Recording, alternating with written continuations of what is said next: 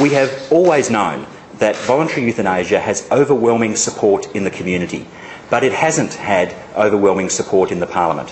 What we're doing now is we are introducing on a cross-party, if you like, or even a multi-party basis, a new bill into both the lower house, and that will be introduced tomorrow, and in the upper house, which will be introduced in a fortnight, bills to provide for dying with dignity, for people to have some choice over their final days.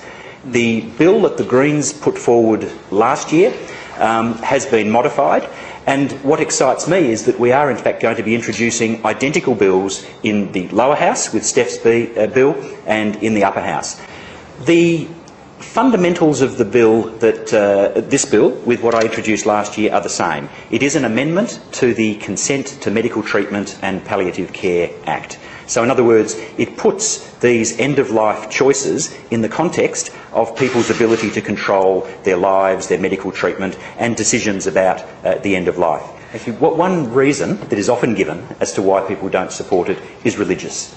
Now, that flies in the face, I think, of the facts, and that is that when they survey people on this topic, as they have done for 30 or more years, they've asked about religious affiliations, and what those results have found is that the majority of practising Christians, for example, support voluntary euthanasia. We're finding people of Christian faith coming out saying their God of compassion doesn't want people to suffer the way people have, and they want them to have a choice about the end of their life. The question for members of Parliament is, do they reflect the views of their constituents? We know over 80% of South Australians support voluntary euthanasia with appropriate safeguards. That's the bill that Steph Key and I are putting before the Parliament. So I'm excited.